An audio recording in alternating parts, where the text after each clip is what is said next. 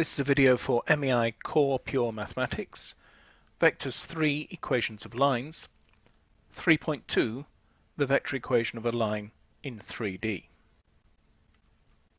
The vector equation of a line in 3D has exactly the same form as in 2D. So here I've got the position of any point on the line is equal to the position of some known point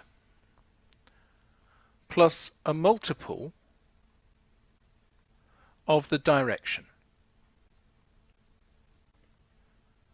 And if we have a look at these three examples here, in this first example, this bit here is the position vector of the known point, 2i plus 4j plus 3k. So that's that one. This is my multiple, and this I minus 4k is the direction. Now, if you look at this one, it's exactly the same. This is exactly the same known points, 2, 4, 3, and this is exactly the same direction, 1, 0, minus 4. And an alternative way of writing this one is to write it as a single vector with everything bundled up into each component. So 2 plus lambda, 4, and 3 minus 4 lambda. Whichever way you choose to write this, remember that R is a general point on the line, so it has a position vector x, y, z. Okay, so let's have a look at a plot of this line. R is equal to minus 1, 1, 2, plus lambda 3, 1, 1. So this is my known point, and this is the point A here, and this is my direction. It's the direction of this line actually between A and B. And if I just rotate this, you can see that this is a 3D plot, so I can see this effect in 3 dimensions. So what happens as I change the value of lambda? Well, if I bring this up so that lambda is equal to 0, you'll see my red point P is actually just sitting on the point A. It's sitting at this point here, the known point on the line. And if I move it up to lambda equals 1, then it should end up at the point B, which it does, because remember this line is known point A and direction A to B. If I move lambda further up, then you'll notice my red point moves beyond B. So if lambda is 2, then it's A plus 2 lots of the direction. And if I move it down to minus 1, down here somewhere, then it's on the other side of A from B. So let's have a look at this example. We want to show that the point 5, 4, minus 9 lies on this equation of a line. So what I'm saying is that 5, 4, minus 9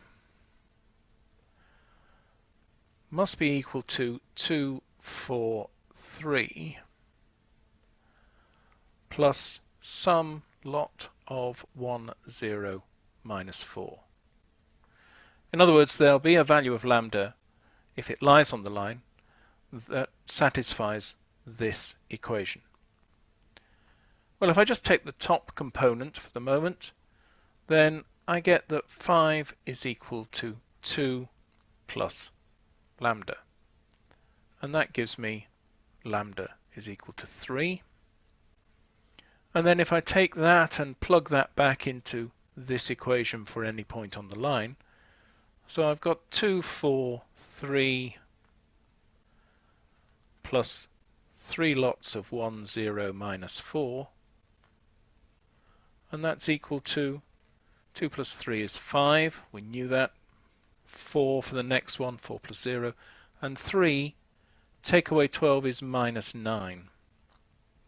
And this is the point we're looking for, so it does lie on 5, 4, minus 9 is on the line.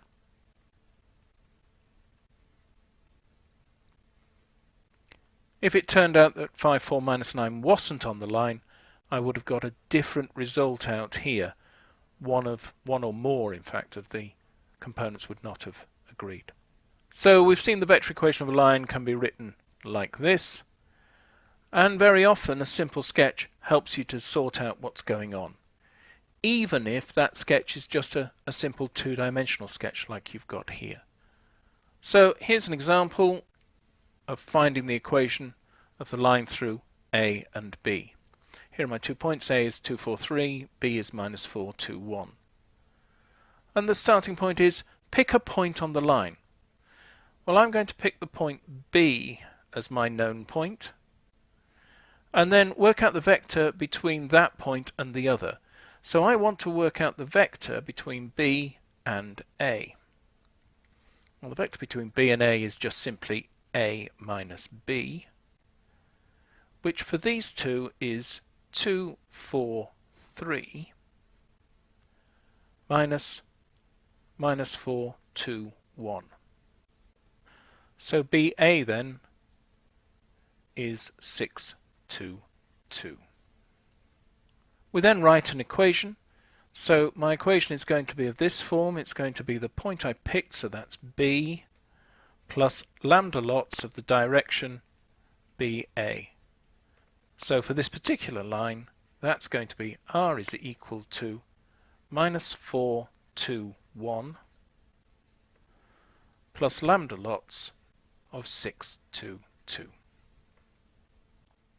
So if we want to find the angle between two lines in 3 dimensions, we simply look at the angle between the two direction vectors of the lines. So if I've got two lines like this, L1 is this thing here and L2 is this, then I can write down the direction vectors for both of these lines. D1, the direction vector here, is going to be 1, 0, 4, and D2, the direction vector here, is going to be 1, 2, minus 1. And if I want the length of those, so the length of D1 is equal to root 17, 1 plus 16. And the length of D2 is just 1 and 4 and another 1, so that's root 6. And now cos theta is given by this formula we've got up here, where I want d1 dot d2 divided by the length of d1 and the length of d2. So cos theta will be d1 dot d2, so that's 104 dot 1, 2, minus 1 over root 17, root 6. If we do the dot product, I get 1 take away 4 on the top, and root 17, root 6 on the bottom, which is minus 3 over root 17, root 6. If you use your calculator to find theta, you'll find that theta comes out to be 107.3. Cos theta is negative, so we'll get an angle that's bigger than 90. But we want the acute angle between the lines, and so we need to bring this back under 90 degrees. If you think about it, what we've got is we've got our two vectors, something like this, and so the acute angle between them is actually this angle here. And so if we bring this back into range, take it away from 180, then this angle, the acute angle, will be 72.7. So in summary then, the vector equation in 3 dimensions is exactly the same as in 2 dimensions. It just has an extra component for each vector. So it comes out as this: R is equal to A, some known point, plus lambda D, where D is the direction. And finding the vector equation is exactly the same method in 3D and 2D. As I've just said, find a known point and a direction. And finally, finding the angle between two lines is exactly the same method in 3D and 2D. You find the angle between their directions using this formula, cos theta is d1.d2 divided by the length of d1 and d2. The next video in this sequence is 3.3, the equation of a line in 3D Cartesian form.